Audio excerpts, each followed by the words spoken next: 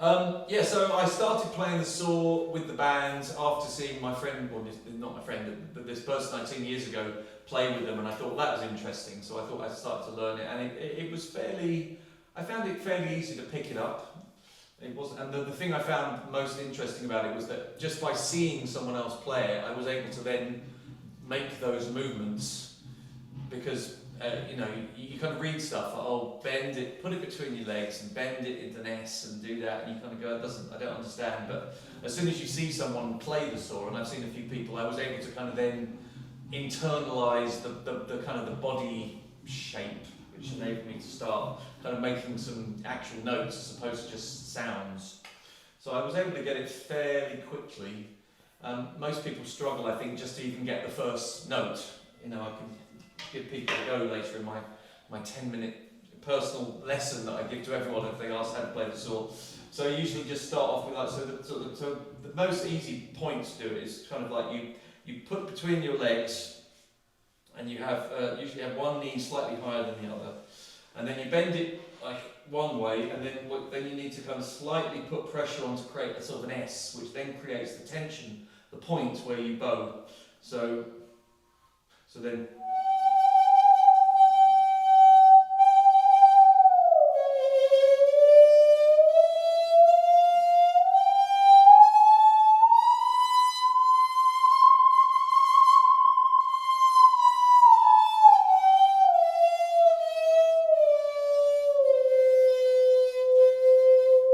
So the thing is, as you go higher, you have to kind of move your bow up to kind of compensate for as you're effectively shortening the distance of the note.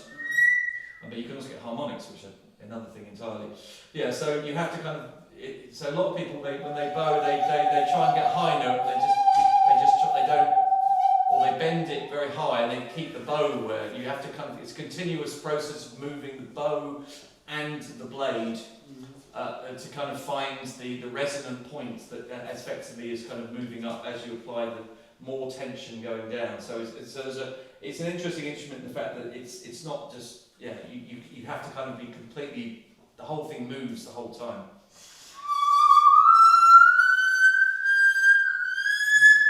And some notes are not easy to get by even bowing, so you just have to kind of go.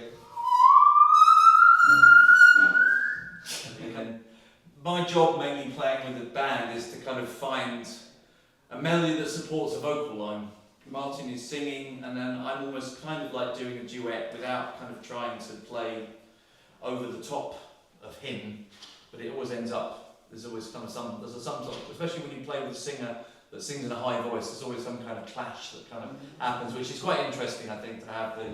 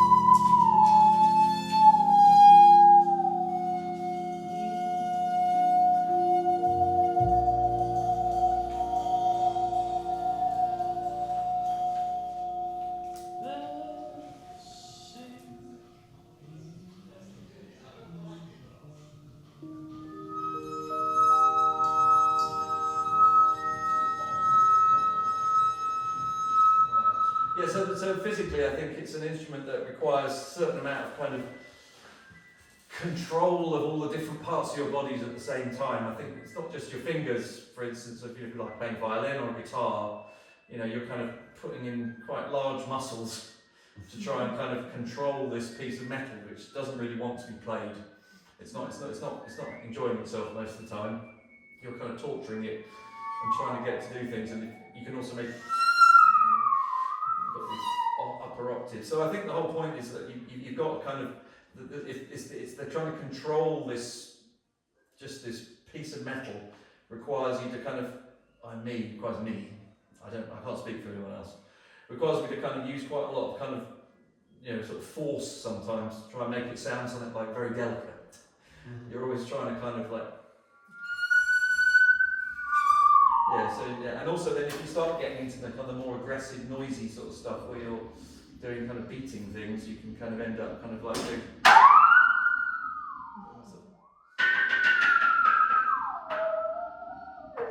So this is kind of like the bluesy sort of style of playing, sword playing.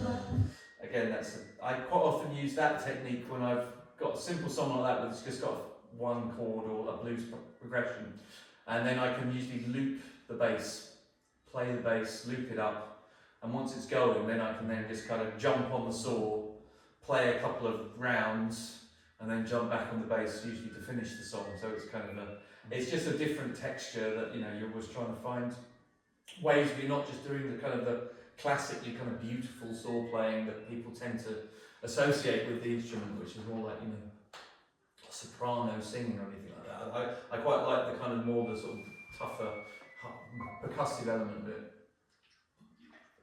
which is, you know, if there's only three of you, you've got to kind of think of as many ways to kind of play things as possible. Yeah, so there's that. I mean, I think that kind of pretty much sort of covers most of it. I don't know, I mean, when I sort of start notes, you can actually, okay, so you know roughly where, you know, I know roughly where sort of C is about there. That's probably pretty close to C. But you can also, I found that if you just kind of play really quietly, you can actually kind of start the note and get yourself corrected before you actually commit to the full note and make a fool of yourself. So it's quite useful to just kind of play that very quiet little, just play the, you just play.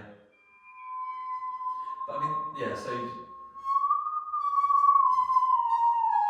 yeah, I mean, so I'm happy to anyone have a go if they want to have a go, if anyone wants to, you know, kind of see what it's like or just try. I mean, everyone's entitled to have a try at trying to play a saw at some point. A little bit less. No, let's move it up a bit. Yes. There we go. There we go. Awesome, Phil. And then right about there. So we want to get a good dose. There we go. And then try going down a bit, and then putting. So I can do. So if I do the hand, you do that hand, and I'll do that. So you go. So. And move up a bit.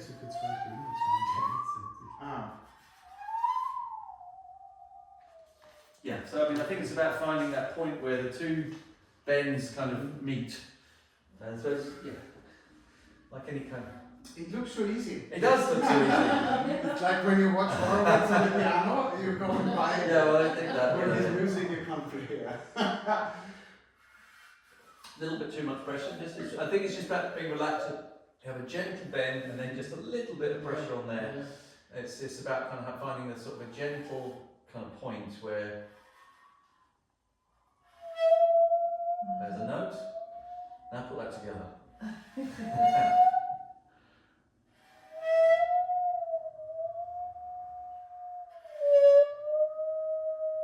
Go on, let's have Star Trek.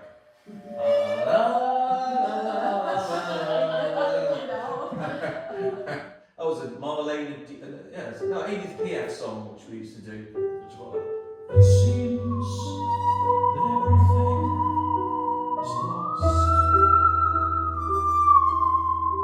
I should smile and never count the cost. If you love me, really love me, let it happen. I don't care if the sun should tumble from the sky, and if the sea should suddenly run dry. If you love me, really love me, let it happen. I won't care. What's the play this? Shall I catch a shooting star? Shall I bring it where you are? If you want me to, I will.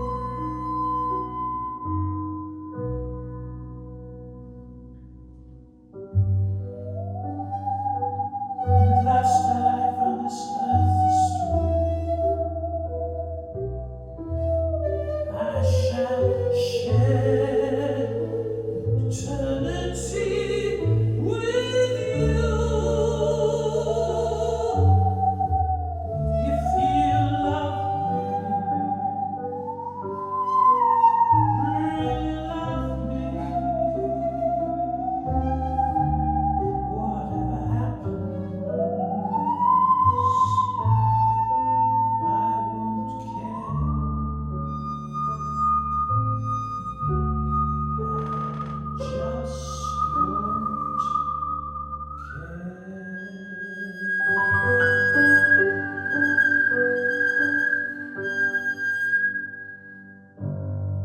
Yeah. It's magic. Anyway, I think that's